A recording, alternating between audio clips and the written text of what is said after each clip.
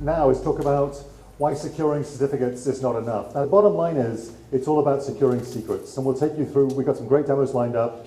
And so my name is Chris Smith, and I'm the product marketing director for secrets management and machine identities inside CyberArk. And I've been with CyberArk like about 7 years. Now, Jeremy, my friend over here, you've been with CyberArk a long time. I'm Jeremy Patton. I'm one of the DevSecOps subject matter experts. I'm the engineer. I get stuff done. But he does. So CyberArk really focuses on securing 4 different types of identities. So there's the 3 human ones: workforce, IT, and developer. Then we've got machines. And machines, we've got securing cloud workload identities, securing secrets for hybrid IT environments, and then we've also got securing, now with the Venafi folks, we've got securing certificate management and PKI. So I want to zoom in a little bit more into machine identities. Again, we've got these different types of identities. The machine piece is, for me, really exciting because that's where the world is, where everything that's really expanding and going on and going forwards is really around the machine identity space. So we'll talk here about the secrets management sort of parts of that. Do folks know what a secret is?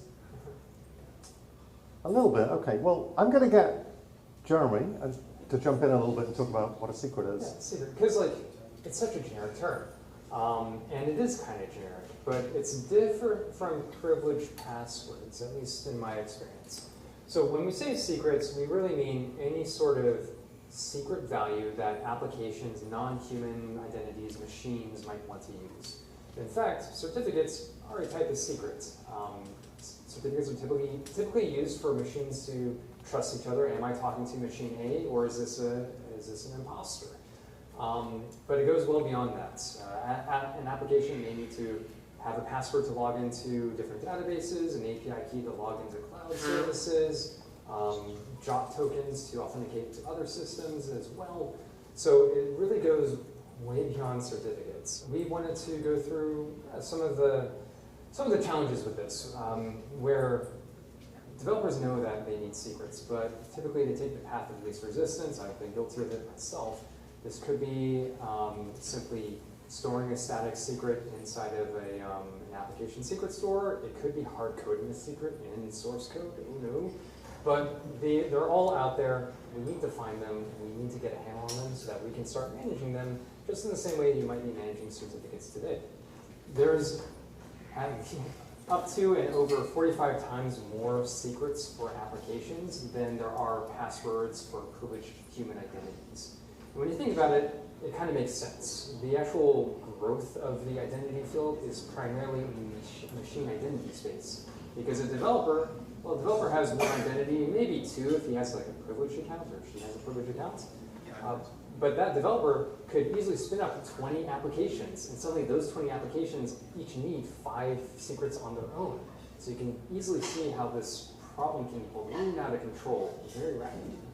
I guess the point we want to make here is that secrets are basically, if someone steals a secret, they can basically get access to your resources. And hackers don't care whether they steal a human credential or a machine credential. They just want to get your data and steal it, and that's what they do. And our job on the security side is to prevent that from happening. So we've kind of talked about these 3 different types of identities. We're zeroing in on the machine side. So what I want to do here is just sort of show you how the secrets management piece fits together with the certificate PKI management side. So basically, it's all under the machine identity security space. And then for certificates and PKI management, we've got the things that you know and love today, which are not changing, still staying the same. And then we've got additional to that, we've got secrets management, where we do centralized secrets management, a secrets discovery where we can discover secrets. Then we also rotate secrets and have dynamic secrets. And that rotation is really critical because the key, rotating a secret is basically changing the secret. So that means if someone does steal it, then once it's rotated, it's of no value to you, or to them at least. We've got all those different capabilities. And then, yeah, let's jump to the next one. And then one of the challenges with secrets management is there's a lot of different application types. And you can probably recognize some of these, but there's the container platforms, public cloud, DevOps tools, there's all the RPA and automation tools, there's the different security solutions. These are solutions like a Tenable, for example, which basically wants to do a scan of your environment, But to do that, it has to have the credentials for all the devices in your environment to be able to do that scan. So again, that's a very privileged credential, which CyberArk can deliver that. Then we've got custom apps where folks are developing apps. And again, we go from Java, .NET, mainframe, and all the sort of other more modern environments. We've got app servers, and then there's the IoT devices. So look, the two things here I want to share with you. One is CyberArk's built integrations that we've certified with partners for hundreds. I think we've got like 900 integrations, of which like 300 or 400 is like certified. It's a huge number. And so that makes it very easy to drop that into the code. But also the other key point here is each of these environments has got different requirements, like securing a cloud environment or CI/CD pipelines is very different than securing, say, an RPA device or a static application. And again, we can secure all of this. That's one of the sort of unique abilities of CyberArk, is that we can secure really the credentials and secrets in any of these application types. So that leads to a lot of vaults, doesn't it? Yeah, it does. Yeah. So this is the general gamut that I run up against when I'm talking to any customer. They have at least half of these tools in my experience. And what they end up finding out is that they're in one of two situations, if not both, where they're using the built-in secret stores for these tools, and some of them are good, some of them are not as good. But they end up having all these different silos of secrets, what we call islands of security. There's no way to centrally audit them, there's no way to check if these secrets are being rotated, nothing like that. Or maybe on the other side of the slide here, maybe they are using the cloud native vaults and a little bit more in a standard fashion, but they still find themselves in this vault sprawl where every team has their own secrets vault. There's again no way to take inventory of all of these secrets. There's no way to keep track of the compliance of these secrets. So there's no way to tell if any of these secrets that are living in any of these solutions are actually vulnerable, if they have been taken and pilfered, if they are maybe 5 years old and never used anymore and they need to be cleaned out. So there's no way to get that sort of oversight. Right, so I think one of the things that happens here is you start to discover a lot of secrets. And I think when organizations sort of peel back a little bit, there is a massive amount of cyber debt out there. So these are the secrets that are basically not protected. So these are the credentials that aren't protected. So one of the questions is, how do you start to sort of close that cyber debt, and how do you stop it from growing? So there's a great quote here from a customer of ours that talked about, in olden days, it used to be security didn't slow down developers, but now that pace isn't good enough. You've basically got to keep pace with development and ideally automate and accelerate so that you can keep ahead of development and start to reduce that cyber debt. So we're very focused on developing tools and providing mechanisms for our customers to go ahead and try and reduce that cyber debt. Right, because while in the last demo I showed how nice it is to find these secrets, onboard them, and start rotating them, that doesn't answer this question of, well, I have all these different programs that we saw a few slides ago, Kubernetes and Jenkins and Ansible. How do I consume these secrets now that they're rotating? And to help with that, to help solve this debt that we've sort of created by onboarding secrets, well, we have a lot of integrations. And here, I'm going to show you an example of a pipeline in my environment where, before I play it, I have Jenkins over on the left, Kubernetes on the top right, and then CyberArk Secrets Management on the bottom right. And basically, Jenkins is going to launch a pod in Kubernetes, and that pod needs to fetch a secret from CyberArk.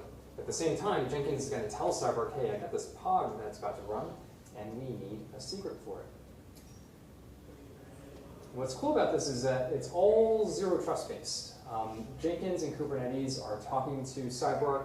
They are getting maybe JOTs, maybe OIDC tokens, maybe we'll soon be doing client cert authentication to work with Venafi nice and neatly.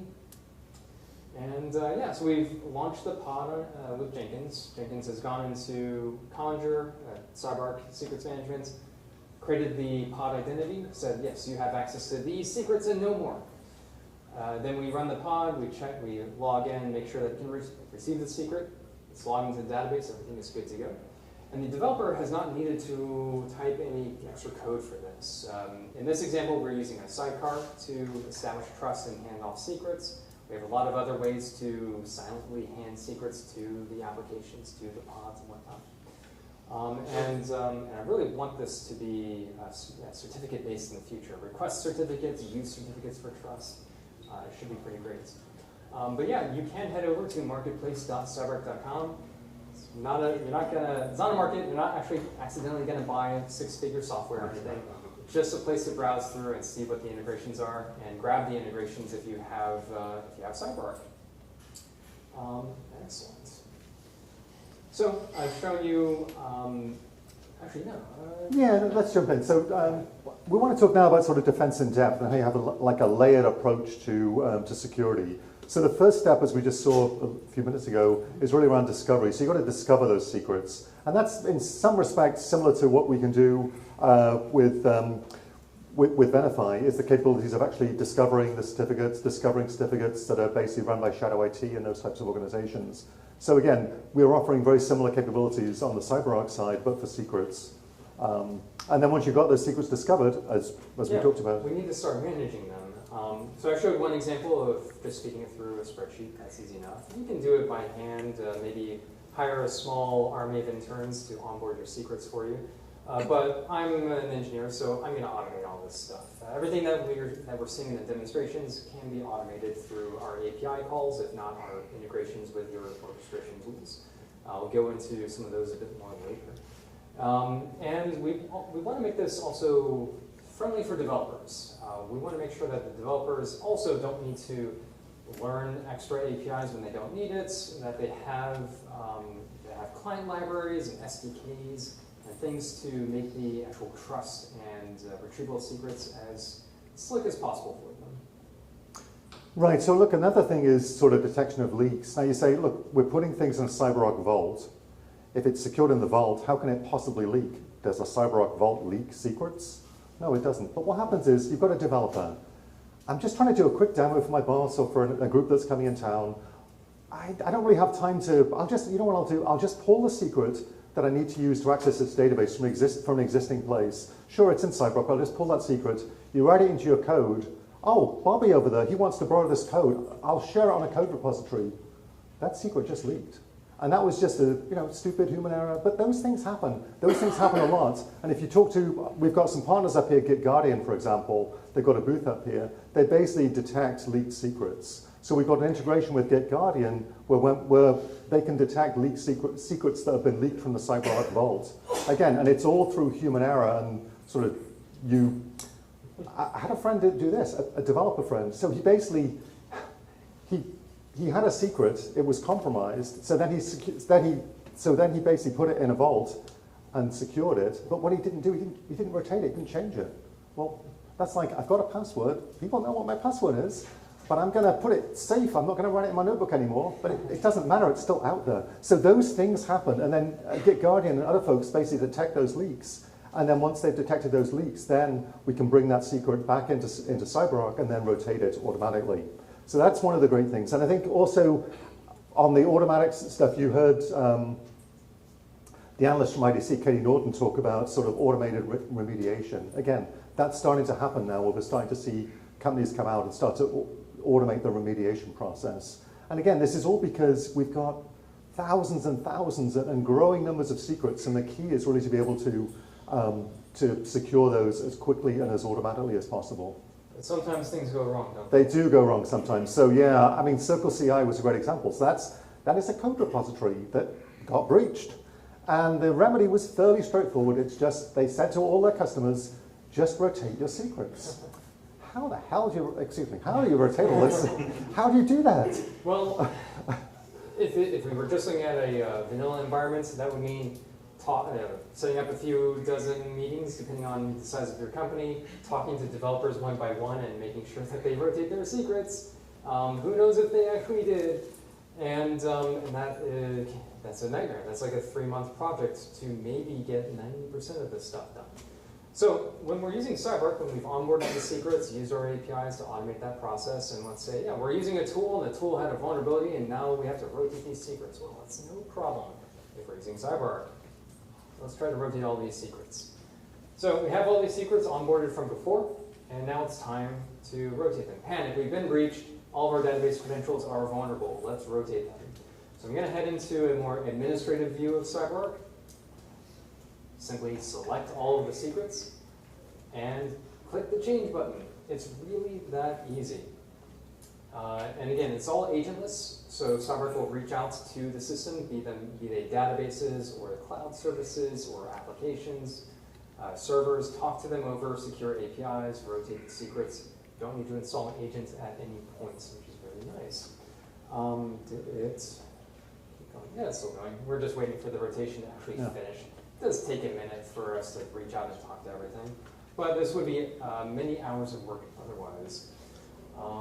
And then the secrets are done being rotated. We're going to head back to that same pipeline before that is using those same credentials and see if the pipeline still works, basically. We're going to head into Jenkins, say, all right, it's time to deploy this pod again. Let's define it in Conjure and CyberArk Secrets Management. Run the pod. Pod will identify itself to CyberArk. Say, hey, I need this database password now. It's going to get the latest and greatest password that we just rotated. And business as normal. No outages, no operational headaches. It's just select the secrets and click the change button. And this should be happening automatically every week, every month, like I said, whatever you want to set that schedule for. But it can also be push button. If you have developers that are going to say, I can't have this automated, I need a change ticket every time I rotate the secret, well, we can at least say, let's onboard the secret into CyberArk, keep off the automatic rotation, still have to keep track of the expiration. Let people know, hey, it's scheduled to expire in 5 days. Come to CyberArk, click that change button, make sure it's all good, create your change ticket if you need to, and you're good to go. We have lots of integrations. There's one that I'm really excited about. But all those things, including the click a button and hit the change thing, can be done through APIs. Now, this can be daunting to learn new APIs for CyberArk automation and even Venafi automation, I suppose. We do have a dedicated team to making what we call accelerators. So accelerators are situations where you want to hit the ground running. I want to use this particular feature inside of CyberArk. I want to connect Ansible into CyberArk and make sure that's all automated.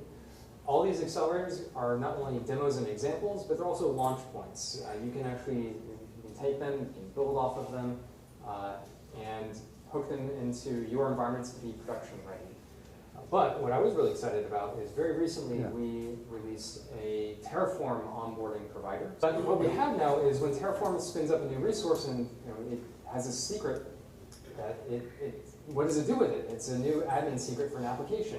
Well, with this provider, we can onboard that secret in the Terraform script straight into CyberArk, so that the whole import process becomes that much easier. If you're using these automation tools, we want you to keep using them, and we want you to use them with CyberArk to just make everything hands-off and easy to use. One of the great things that you've got now with the CyberArk and Venafi combination is you've got basically the ability to secure all your machine identities from certificates to secrets, and also the admin access to the platforms that manage those. And that can give you reduced cost, such as stopping outages with the automated processes, preventing breaches, and the cost of security instances.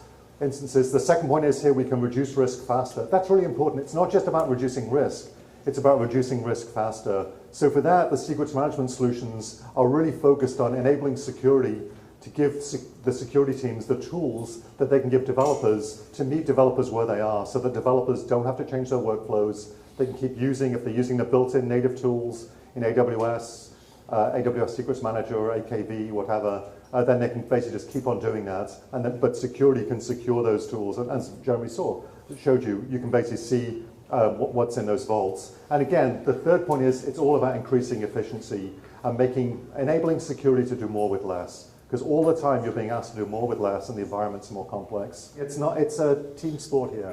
We're ready to help. And we're done. Thanks. Yeah, thank you, everyone.